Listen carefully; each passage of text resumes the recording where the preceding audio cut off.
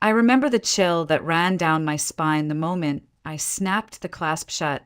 The watch felt heavier than it looked, too cold, too quiet, like it carried something it shouldn't have. I smiled anyway, careful not to let the unease show. "It's beautiful," I whispered, and Nathaniel beamed. "Happy anniversary, Claire," he said, brushing a kiss across my knuckles like a gentleman from a bygone era. The Lucien Picard timepiece lay nestled in a box of burgundy velvet, its dial aged to ivory, with hands as fine as spider silk. "I found it in Charleston," he added. "It reminded me of you. Classic, elegant, rare." I kissed him on the cheek and held the gift to my chest like it meant the world. And in that moment, I believed it did. That night, our home shimmered in candlelight. Nathaniel had prepared roast duck with rosemary and apples, my favorite. Soft jazz played through the record player, and for the first time in months, the tension between us seemed to dissolve. We sipped red wine and talked about the trip to Vienna we never took, the bookstore I still wanted to open, and laughed about the terrible dance moves we tried to pull off during our wedding. For a moment, I let myself believe things were good, that we were good. The next morning, I slipped the watch onto my wrist before heading to campus. I'd been teaching a full load that semester: British Romanticism, feminist literature, and a graduate seminar on Emily Dickinson. I stood in front of the lecture hall, notes in hand, ready to lose myself in poetry, but something was wrong. A wave of nausea hit me mid-sentence. My skin grew clammy, my chest tight. I stumbled on a word. My vision blurred, slightly. I gripped the lectern for support. I told myself it was stress, nothing more. End of semester pressure, grading fatigue, too much wine last night. But deep down, something itched in my gut. The watch sat snug against my skin, cool, unbothered, as if it wasn't draining the life out of me. When I got home that evening, I unlatched the strap and tossed it onto the nightstand. Within minutes, the fog lifted. My thoughts cleared. My heartbeat steadied. The headache disappeared. It felt like surfacing from underwater. Coincidence, I reasoned. I didn't want to be paranoid. But the next day, it happened again. And the next. Each time I wore the watch, my body responded like it was under siege. Slight tremors in my hands, a tight knot in my chest, spots dancing in my peripheral vision. I kept a journal of symptoms, trying to make sense of the pattern.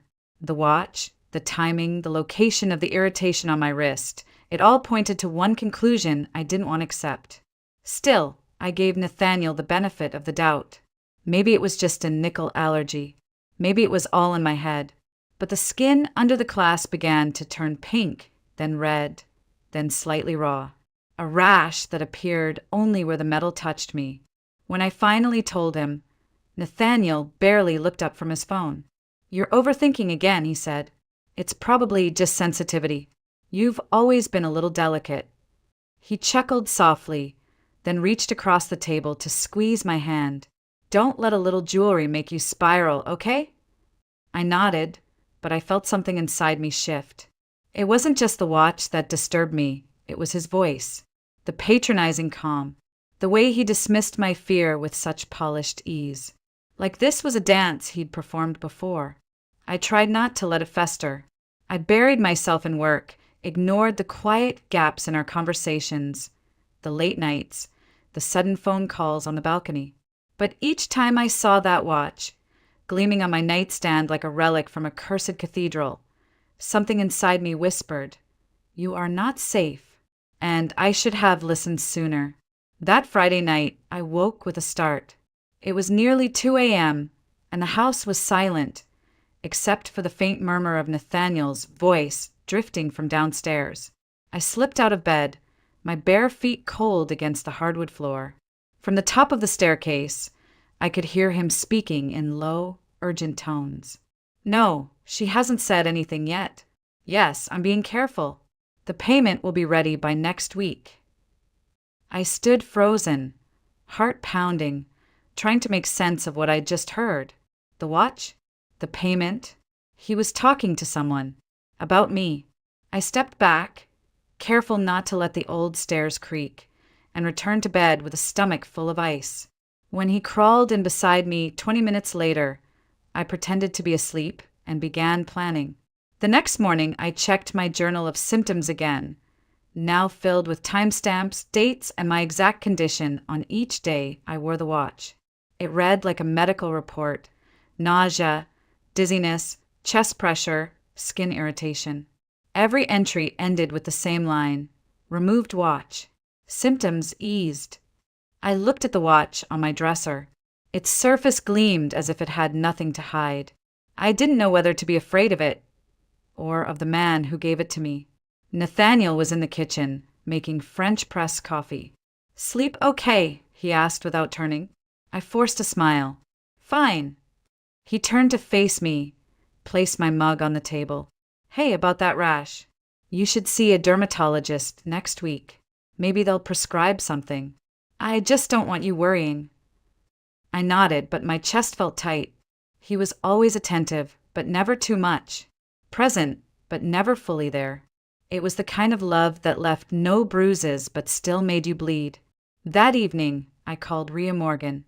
She was the only person I trusted enough to speak these thoughts aloud. "You think he's trying to hurt you?"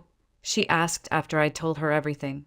Her voice was steady, like a lawyer's should be, but her pause afterward told me she was unsettled. "I don't know," I whispered, "but something's wrong. The watch is doing something to me." "You need to get that thing tested," she said without hesitation. "You need someone who can examine it discreetly." "I was thinking of a pawn shop," I admitted. "One of those old-school places where they still appraise vintage jewelry by hand." "Go tomorrow," Rhea said. "Don't wait. And Claire, if you're right, don't confront him. Don't tip your hand." I hung up and stared at the watch again. I imagined it ticking faintly like a countdown. I didn't sleep that night. I just lay there, listening to the rhythm of Nathaniel's breath beside me, wondering if he'd rather hear mine stop. The next morning, I drove to the edge of Asheville and found an old shop tucked between a shuttered hardware store and a dusty record shop. Its sign read Becker and Company, timepieces appraisal and repair. The inside smelled of oiled wood and brass polish. Clocks lined the walls, each one ticking slightly out of sync, like tiny hearts beating with secrets. A man stepped out from behind the counter, his hair silver, his glasses perched low. "Can I help you?" "I'd like this appraised," I said, handing over the watch. "It's vintage." He took it gently, eyes narrowing as he examined the clasp. He muttered, reaching for a magnifier. His name tag read Elias Becker. For the next few minutes, I watched him examine it in silence, the air around us thick with tension. Then he looked up, and his face had changed. "Where did you get this?" he asked, voice suddenly grave. "It was a gift. From my husband. For our anniversary." He didn't smile. He just set the watch down like it was something venomous and stepped back. "You need to go to the police," he said softly. "Right now." For a moment, I just stood there, not quite understanding. "What do you mean, the police?" I asked, though I already knew something was very wrong. Mr. Becker didn't answer immediately. He slipped on a pair of gloves and retrieved a slim tool from beneath the counter. "You said your husband gave you this?" he asked, tone cautious now, like he was walking on cracked glass. "Yes." "Why? What's inside it?" He didn't reply. Instead, with a surgeon's precision, he turned the watch over and focused on the clasp. "There's a seam here," he murmured. "Too clean, too deliberate. This part, it's been soldered by hand. Not factory work. Someone altered this." My breath hitched. I leaned forward, trying to see what he saw. There, just beneath the curve of the latch, was the faintest silver line. So faint it could pass for a shadow if you weren't looking for it. "Hold on," he said. "I'll show you." He took a flat tool, like a miniature scalpel, and gently pried the clasp open. Inside, tucked where no ordinary jeweler would ever place anything, was something that didn't belong. A tiny capillary tube, glass-thin, hair-like, filled with a clear liquid. My stomach dropped.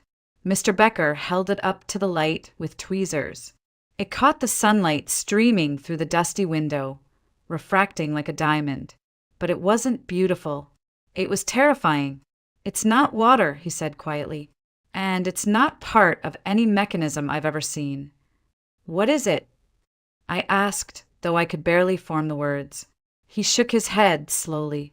"I'm not a toxicologist, but I've seen something like this once before. Years ago. It was a case involving a slow-acting agent, a poison that mimicked natural symptoms: headaches, fatigue, dizziness, neurological damage over time. My knees buckled.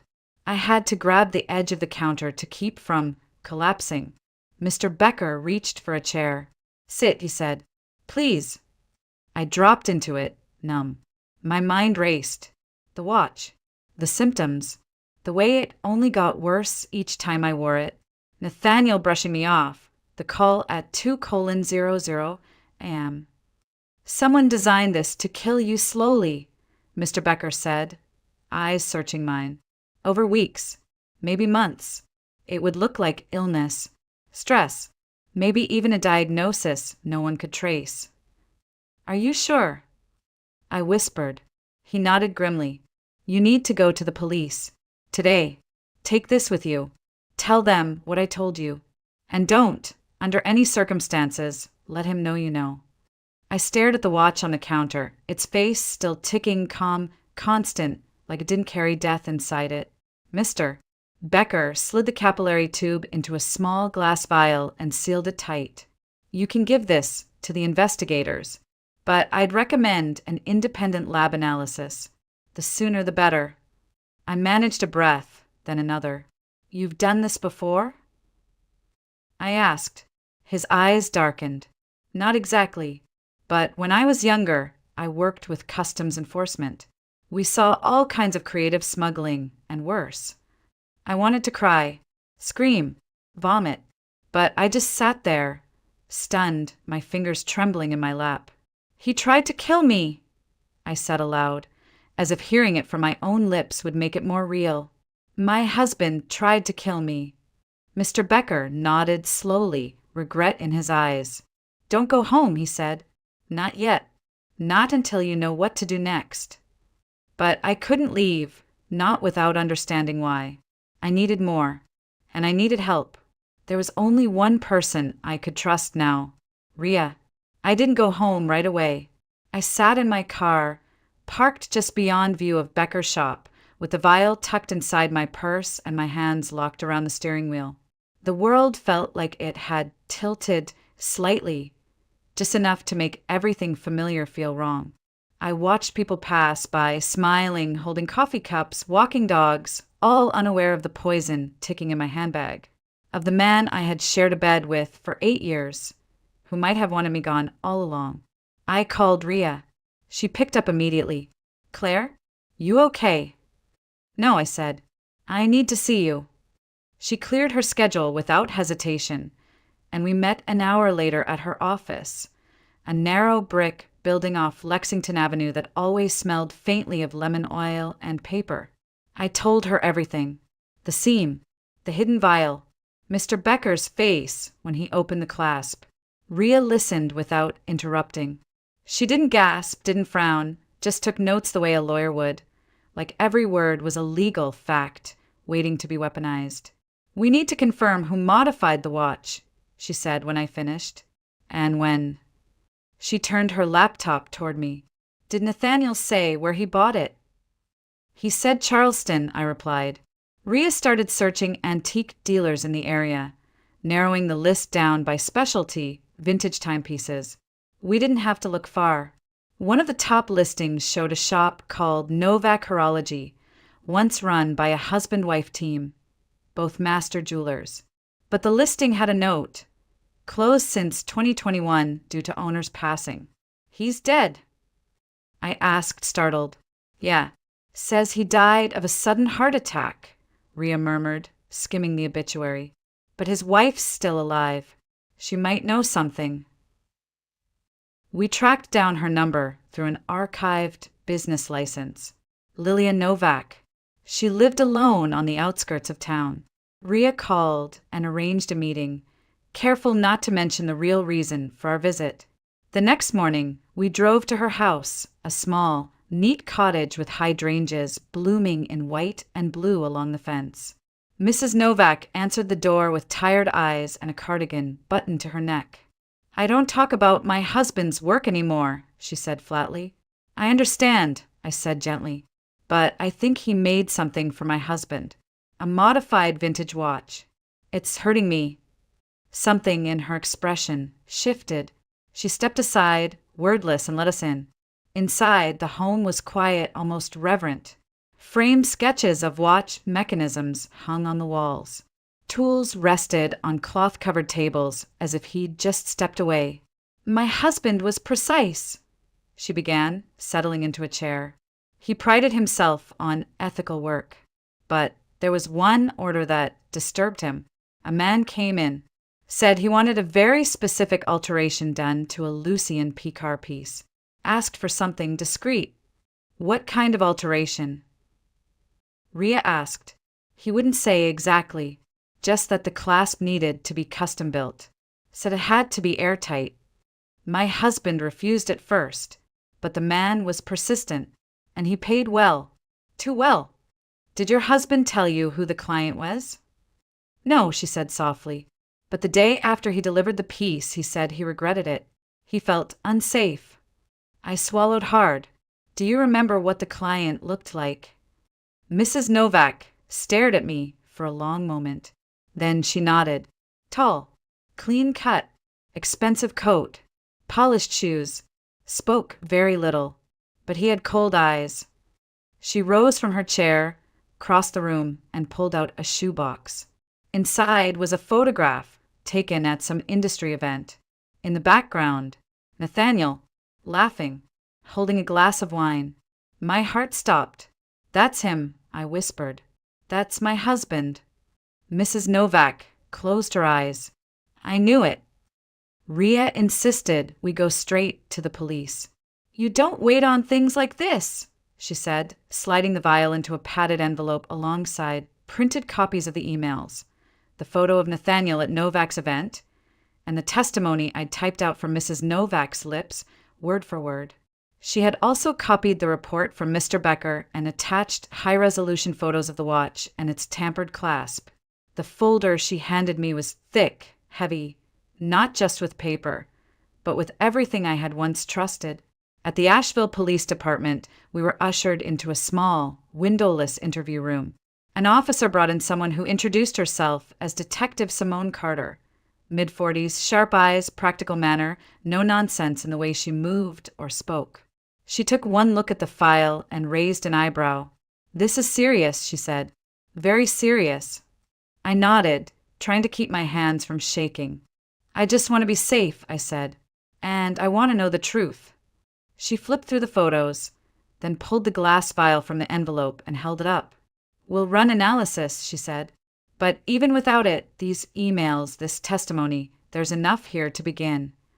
Ria leaned forward. "What happens next?" Detective Carter met her gaze. "We quietly open an investigation. We bring him in for questioning. No arrest yet, not without toxicology. But if what you're saying is true, and this watch contains poison, we'll have cause to detain him and seize assets, especially if there's life insurance involved." "There is," I said quietly. "A new policy. He took it out 3 months ago. I only found out because the paperwork came to the house while he was away. It names me as the insured, but lists a private trust as the beneficiary. I thought it was odd at the time." Carter gave a tight nod. "That helps. It establishes motive." The next 48 hours dragged like molasses. I didn't sleep. I barely ate. Nathaniel was calm at home, too calm, asking if I wanted to go away for the weekend, booking us a cabin near Blue Ridge. I smiled through clenched teeth and told him I'd think about it.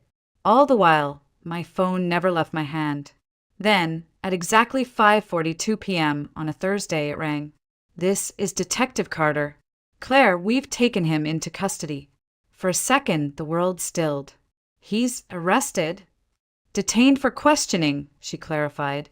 He's not under formal charges yet, but we have the lab report. And it's thallium, she said, a slow-acting neurotoxin. Very difficult to trace without intent to test for it. My knees nearly gave out. He was poisoning me. Yes, she said, no hesitation. And thanks to your documentation and your witness statements, we're filing for a warrant to search his home, devices, and financials. What did he say? He denies everything. Claims the watch was purchased as is from a boutique. Says you're paranoid, hysterical, possibly unstable. I felt like laughing or screaming. That's the best he could do. I said, that's all men like him ever do, Carter replied. Gaslight, delay, deny. I hung up and sat in silence, staring at the wall of my bedroom. Nathaniel's closet door stood open across from me. His shoes were still lined in perfect order. His cologne bottle was half full. The world had cracked open beneath our feet, and yet nothing looked out of place. But everything had changed. The headlines came first. Local financier detained in suspected poison plot. Wife survives alleged slow kill attempt. Then the details trickled out, slowly at first, like a faucet that wouldn't quite shut off. By the end of the week, it was flooding every local station, every sidebar news article. I hadn't even left the house. I didn't need to. The world came to me now, full of Nathaniel's secrets. Detective Carter called me again on Monday. You need to hear this from us first, she said. I braced myself. The financial division combed through his accounts. He's in debt, Claire. Millions. Private loans from offshore lenders. Over-leveraged in 3 businesses that haven't turned a profit in years. He's been moving assets through shell companies, including the life insurance policy taken out on your name. The trust listed as beneficiary? It's controlled by his mistress. Mistress. The word hit differently now, like something surgical, cold, clean but still meant to cut. Svetlana. I asked. I already knew the answer. Yes, Carter confirmed. We pulled emails, encrypted chats, burner phone records. She's been involved for over a year. And she's not just some affair. She's listed as co-founder on one of his holding companies. We believe she's a willing participant. I thought back to the message I saw weeks ago. The watch is ready, awaiting payment. Not just a romantic partner, an accomplice. Does she know about the poisoning? We can't prove that yet, Carter said. But she received a wire transfer from Nathaniel the day after the watch was delivered. Large amount, labeled as consulting fee. God! And that's not all, she continued. Do you remember a man named Byron Hale? Former investor in Nathaniel's firm. I searched my memory. Yes, he died 2 years ago. Car crash, I think. Single car accident on a mountain road. No skid marks. No alcohol. Just went off the cliff. What does that have to do with this? His name came up in one of Nathaniel's encrypted messages, Carter said. It read, not like Hale. This time no trace. We believe Nathaniel may have been involved in Hale's death, possibly to avoid a lawsuit or protect his position at the firm. I felt sick. You're telling me he's done this before. We don't know for sure, she said, but what we do know is that this time he failed. Because of you. I hung up and stared at my reflection in the mirror. Who was I married to? Nathaniel had always been charming, polished, charismatic, quick to laugh in company, quick to twist words in private. But this was something darker, something deliberate.